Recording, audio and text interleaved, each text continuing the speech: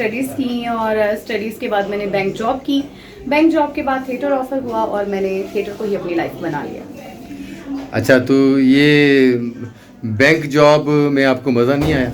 जी बहुत अच्छा लगा, लेकिन जो थिएटर के साथ मोहब्बत और उसकी आने वाली पब्लिक के साथ मोहब्बत हो गई और उनसे जो फैमिली वाला रिलेशनशिप मिला वो जिनसे वो अलग ही था। यानी थिएटर की मोहब्बत ने आपको बैंक से दूर कर दिया, कह सकते हैं, आप मिस कह सकते हैं। मिस करती हैं बैंक जॉब जी को? बिल्कुल, क्यों नहीं, बिल्कुल करती हूँ। वहाँ पर भी जो कुलीग्स थे उनको भी मिस करती हूँ, उस टाइम को भी मिस करती हूँ। आपको पता है कि जो भी, चाहे कॉलेज टाइम हो, स्कूल टाइम हो या कोई ऑफिस टाइम हो आपका, तो आपको याद तो रहता है। अब जैसे ही हम थिएटर ऑफ करेंगे कभी लाइफ में तो इसको भी मिस करेंगे, इसी तरह उसे भी मिस करती हूँ। मैं सिर्फ वाकया पूछ बस वो होते हैं ना कि कुछ लोग ड्रिंक कर लेते हैं, बदतमीजी पे उतर आते हैं, तो इस तरह से 1-2 दफ़ा हुआ था मेरे साथ, जिसकी वजह से फिर मैंने प्राइवेट शो ख़त्म कर दिया। फिर मैंने रेगुलर जो था मुल्तान में ड्रामे किए, फिर उसके बाद फिर मैं लाहौर आ गई। फिर लाहौर में तो फिर आपके सामने ही है कि 2 साल से हम कर रहे हैं। अब लाहौर में भी प्राइवेट शो करती हैं कि नहीं, लाहौर में नहीं करती, लाहौर से बाहर करती हूँ।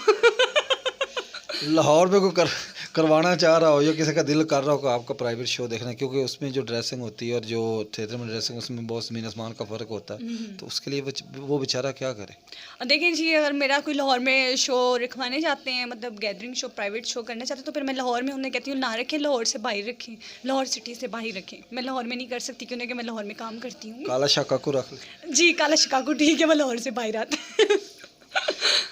मैं थिएटर आने से पहले स्टडी करती थी। स्टडी करने के बाद फिर मैं स्कूल टीचर थी, तो क्योंकि हम ग्रेजुएशन पर्सन, तो बस फिर उसके बाद अचानक से फील्ड में मतलब धमाकेदार एंट्री मार ली।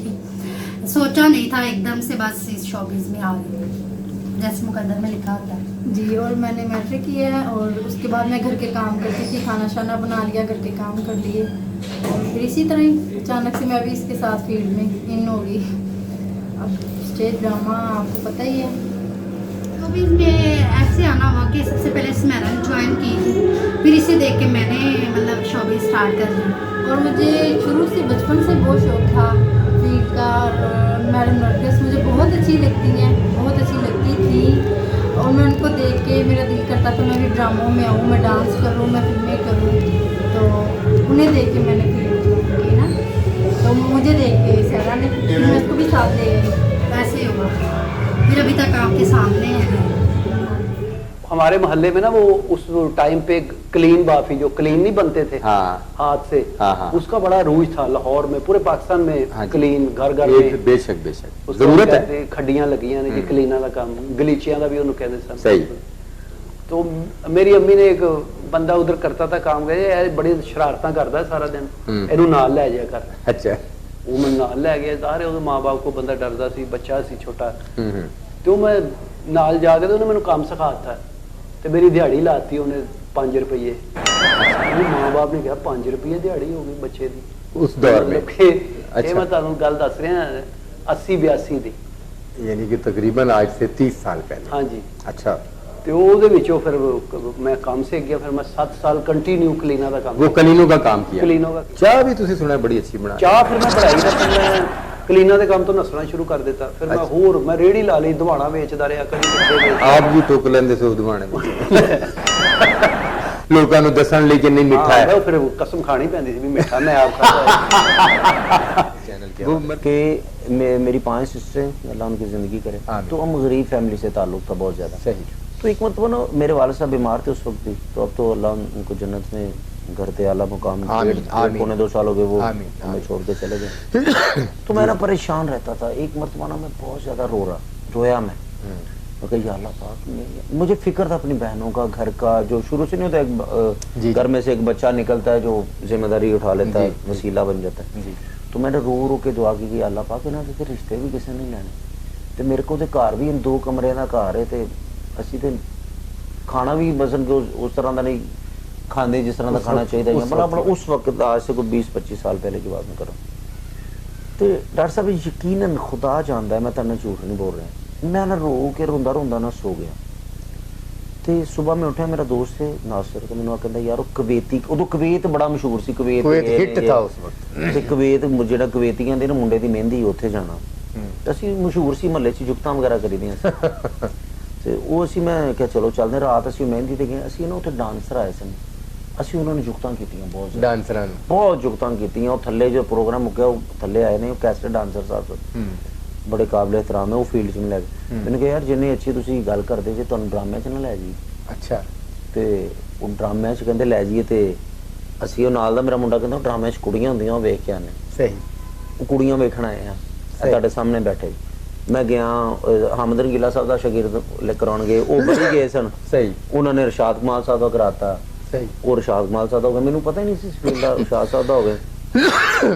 ਉਹ ਜਦੋਂ ਥੋੜਾ ਜਿਹਾ ਅਰਸਾ ਗੁਜ਼ਰਿਆ ਨਾ, ਜਦੋਂ ਅੱਲਾਹ ਪਾਕ ਨੇ ਇੱਜ਼ਤ ਰਿਸਪੈਕਟ ਦੇਣੀ, ਉਦੋਂ ਮੇਰੇ ਜ਼ਿਹਨ 'ਚ ਗੱਲ ਹੈ ਕਿ ਮੇਰੀ ਤੇ ਉਹ ਦੁਆ ਕਬੂਲ ਹੋਈ। ਸੁਭਾਨ ਅੱਲਾਹ, ਸੁਭਾਨ। ਇਹ ਮੈਂ ਜਿਹੜਾ ਐਕਟਰ ਬਣਿਆ, ਮੇਰੀ ਦੁਆ ਸੀ ਦਿਲੋਂ, ਇਹ ਮੇਰੀ ਭੈਣਾਂ ਦਾ ਨਸੀਬ, ਮੇਰੇ ਮਾਂ-ਬਾਪ ਦਾ ਨਸੀਬ, ਉਹ ਤੇ ਅੱਜ ਜੋ ਵੀ ਗਏ ਉਹਨਾਂ ਦੀਆਂ ਦੁਆਵਾਂ ਦੇ ਨਾਲ ਹੈ ਤੇ ਮੈਂ ਐਕਟਰ ਇਸ ਤਰ੍ਹਾਂ ਬਣਿਆ। ਸਾਰੀ ਉਹਦੇ ਪਰ ਤੂੰ ਜਾ ਨਹੀਂ ਸਕਦਾ। ਬੱਸਾਂ 'ਚ ਸੌਦਾ ਵੇਚਦਾ ਸੀ ਮੈਂ।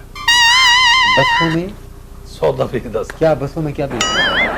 ਜਿਹੜੀ ਚੀਜ਼ ਦਾ ਨਾਮ ਲਵੋ ਉਹੀ ਦੱਸ ਦਿਆਂਗੇ। नहीं मतलब रेवड़ियाँ बेचते थे ਹਾਂਜੀ और मरुंडा बेचते थे। हाँ जी। गच्चक दाल हाँ जी, कहता है केले। भाई वो कैसे बेचते थे, क्या आवाज लगाते थे? ਬੱਸਾਂ 'ਚ ਗੋਲੀਆਂ ਖੰਗ ਦੀਆਂ ਵੇਚੀਆਂ, हाँ जी। ਮੂੰਗਫਲੀ ਵੇਚੀ, बताए ना, ਮੰਜਣ ਵੇਚੀ। आवाज क्या लगाते थे ताहिर भाई? ਲੋਕ ਕਿਬਲਾ ਜ਼ਿਆਦਾ ਨਹੀਂ, ਚੰਦ ਮਿੰਟ ਤਵੱਜੋ ਕਰਨਾ ਜਨਾਬ ਦੀ ਬੜੀ ਮਿਹਰਬਾਨੀ। ਅੱਜ ਨਹੀਂ ਬਲਕਿ ਅਰਸਾ ਦਰਾਜ਼ ਤੋਂ ਜਨਾਬ ਦੀਆਂ ਖਿਦਮਤਾਂ ਦੇ ਵਿੱਚ ਇਹਨਾਂ ਬੱਸਾਂ ਗੱਡੀਆਂ ਦੇ ਵਿੱਚ ਹਾਜ਼ਰ ਹੁੰਨਾ। ਜਿਹੜਾ ਮੇਰਾ ਭਰਾ ਕਹਿੰਦਾ ਹੈ ਕਿ ਮੈਨੂੰ ਖੰਘ ਆਉਂਦੀ ਹੈ, ਖਾਂਸੀ ਆਉਂਦੀ ਹੈ, ਮੇਰਾ ਭਰਾ ਇੱਕ ਵਾਰੀ ਇਹ ਗੋਲੀ ਗੱਡੀ ਦੇ ਵਿੱਚ ਬੈਠੇ ਆ, ਤੁਹਾਨੂੰ ਖਾਂਸੀ ਆਵੇ, ਅਗਰ ਤੁਹਾਨੂੰ ਪਰੇਸ਼ਾਨੀ ਹੋਵੇ, ਪੈਟਰੋਲ ਡੀਜ਼ਲ ਦੀ ਬਦਬੂ ਦੇ ਨਾਲ ਤੁਹਾਨੂੰ ਉਲਟੀ ਆਵੇ, ਤੇ ਤੁਹਾਨੂੰ ਇਹ ਤੁਹਾਡਾ ਭਰਾ ਅੱਜ ਨਹੀਂ ਬਲਕਿ ਅਰਸਾ ਦਰਾਜ਼ ਤੋਂ ਇਹਨਾਂ ਬੱਸਾਂ ਗੱਡੀਆਂ ਦੇ ਵਿੱਚ ਹਾਜ਼ਰ ਹੁੰਦਾ। ਗੋਲੀ ਦੇ ਕੇ ਜਾਵਾਂਗਾ, ਗੋਲੀ ਖਾਣੀ ਹੈ ਤੇ ਖੰਘ ਖਤਮ।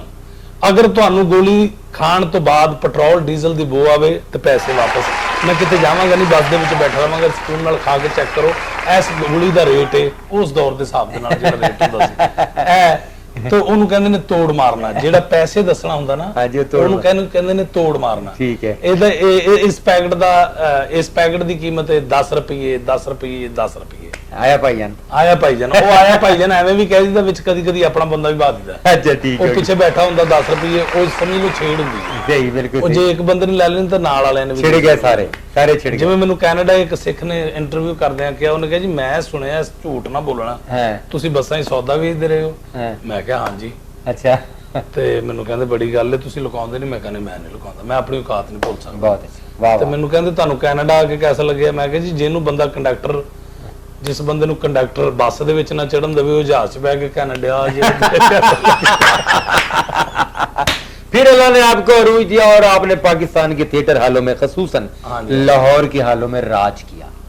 अल्हम्दुलिल्लाह, अल्लाह दी रहमत दे नाल बड़ा काम किया। और वो ड्रामे किए जो सालों साल स्टेज पर जी जी चलते रहे, जो क्रेडिट बने हैं। क्रेडिट बने हैं। मुझे तो डॉक्टर साहब, मुझे अपनी इज्जत से ज्यादा आबिद भाई की इज्जत का बहुत एहसास रहा है सारी जिंदगी कि यार वो मुझे कहते थे, यार उन्होंने मुझे एक टिप दी थी, अगर यार तू मेरा नाम बढ़ा नहीं सकता तो तुझे कम करने का हक भी नहीं। वो बात आज तक मेरे सीने में है, दफन है। और उस बात को कोई भी ऐसी हरकत करते हुए मैं 100 दफा सोचता हूँ कि यार इससे मेरे भाई की, और पूरी फील्ड जानती है, नीट क्लीन आदमी हूँ मैं अल्हम्दुलिल्लाह। इज्जत का रिश्ता है हर बंदे के साथ, तो कोशिश ये की है कि ऐसी बात ना बचत हो जाए। कान सान से मतलब है कि थोड़े पैसे फिर अल्लाह ने सरकारें को पूरे करके निकल गए। फिर सरकारें मदीना बाकी दियां चलो तुसी भाभी दी वजह तो लुका रहे घर भी जाना। जी मैं डॉक्टर साहब गीजर एयर कूलर का काम करता था। मैं गीजर और एयर कूलर का काम में बनाता था, और साथ ये जो हैंड पंप है वो लगाता था। अच्छा। लाल पंप है, डोंकी पंप है। अच्छा। और प्लम्बर इसके साथ काम तो मैंने जिंदगी में बहुत किए हैं, लेकिन ये काम मैंने ज्यादा किया है। तो वो काम सही नहीं चला था, आप थिएटर की दुनिया में आ गए? नहीं, काम वो अच्छा था। ये बस मेरे एक ताए का लड़का था, उसका नाम रियाज शाह है, फैसलाबाद के। अच्छा। तो वो एक मतलब मुझे इनकी मसल हो रही थी, तो मुझे उसने बुला लिया। तो वहाँ मिर्ज़ा साहब एक मुकालमाबाजी कर रहे थे, उनसे नहीं हो रही थी। तो मैंने कहा यार तुम बाबा तेन 3 दिन तो दसन दिया, तेरे को हो ही नहीं रहा। तो वो हमारे चंगीला साहब, अल्लाह उनको जंतों में कर दे, वो डायरेक्टर थे, उन्होंने मुझे गालियाँ निकाली कि तुम किसके साथ हो। अच्छा। तो उन्होंने कहा ये रियाज के साथ है। उसने कहा जिसके भी साथ हो सही, तुम रेसल में बोले हो ना, अब ये तुम भी करोगे। अच्छा। तो मैंने कहा भाई मैं तो कर ही नहीं सकता। उसने कहा फिर बोले क्यों? सही। वहाँ से मैंने ये काम का आगाज़ किया। और ये फिर बहुत अच्छा काम है अगर नीयत से आदमी करे तो।